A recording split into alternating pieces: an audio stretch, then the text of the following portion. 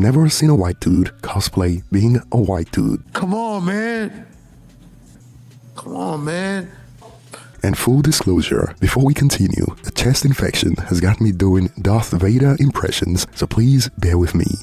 Hello again and welcome back to another one. And today we have a couple of topics to cover, from one that shows the MGK roasting session is still on. And I'm talking about a viral scale at the moment, as thousands of music fans continue to pile on the former rapper for a song that looks to be a cosplay of boy bands from the early 2000s. And today we also got some more inside scoop on what it was like when Eminem dropped MMLP 25 years ago. And we got these stories from radio executive Damiza, who worked with Eminem decades ago at the start of his career. And today we'll end it with some West Coast updates from a footage of Lefty Gunplay attempting to join Kendrick Lamar on stage during the Grand National Tour that showed Lefty got denied. And on a positive note, one that shows Dr. Dre and Compton leaders celebrate the grand opening of a new high school. And starting with the MGK roasting session over the last few hours on social media, thousands of users have used this moment as pretty much low-hanging fruit to go viral on platforms like X, and some of the viral posts were unhinged. And we will start slow and work our way up to some posts that could land you in trouble, as while some expanded, Eminem bullied him into his right genre,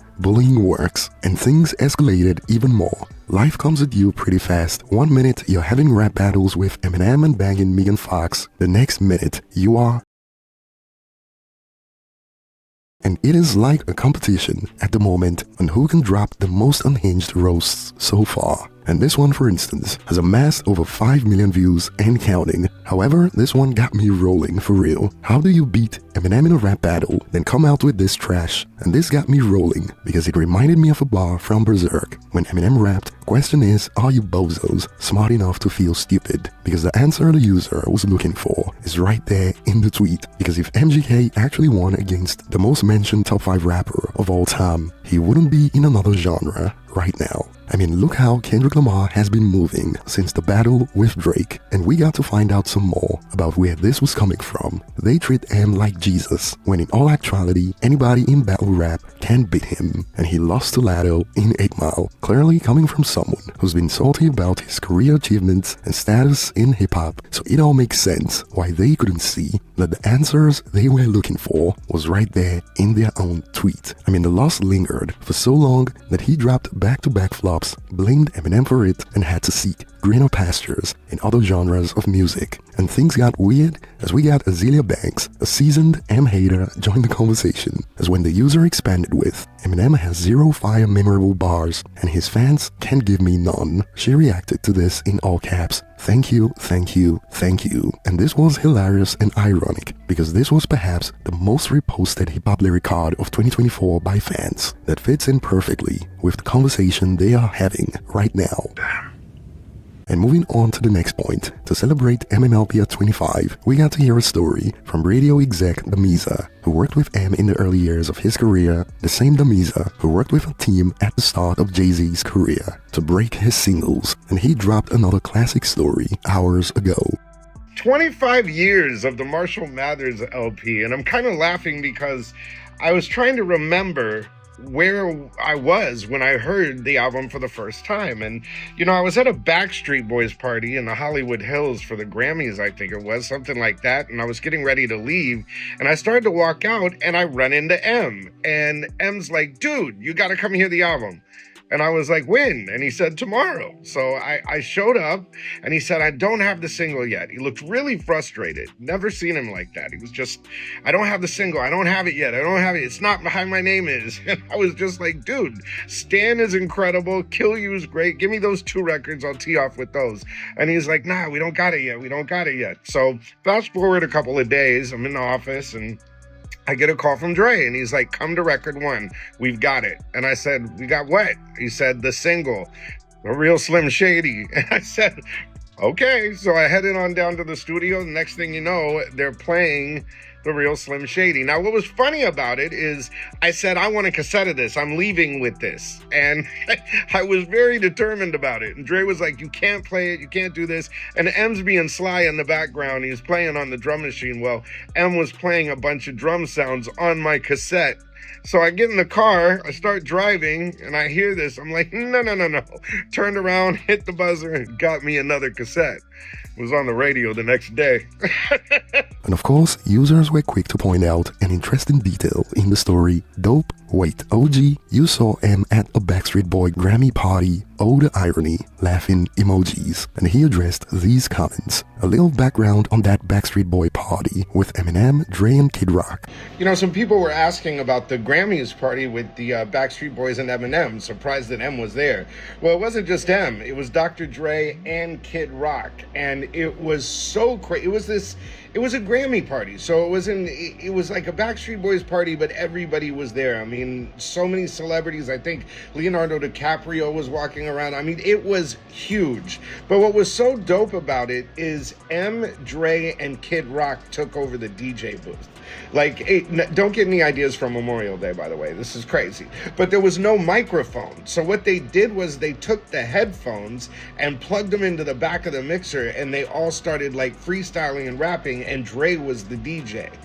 Like, see, that's the classic music business stories. You know what I mean? Like, all of this other stuff and this decadence and the satanic stuff and all of that, when the music business folks from our area would party, that's what we do. We all get together, have drinks, and it would just be, you know, Dr. Dre, Eminem, and Kid Rock on the ones and twos. I mean, that's hip-hop.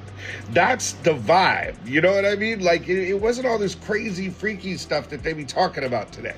You know what I mean? It was a get down. That's what's missing from the music business, is that vibe. You know what I mean? Like, that's what carried early 2000s hip hop, was that vibe. You know, I mean, that's what you need to get back to.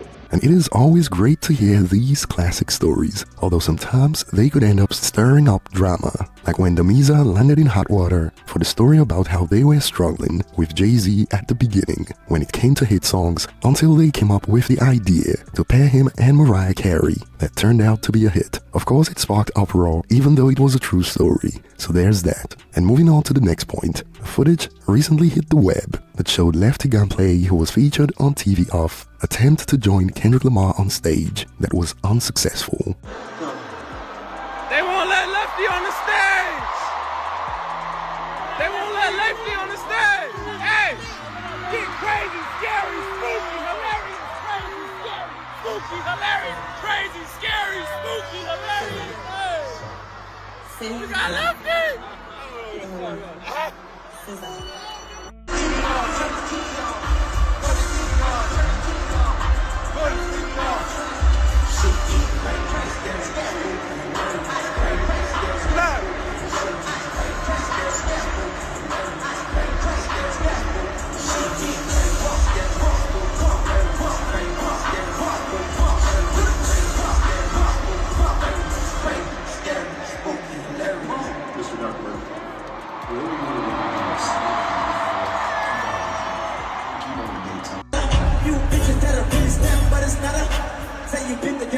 But it's not a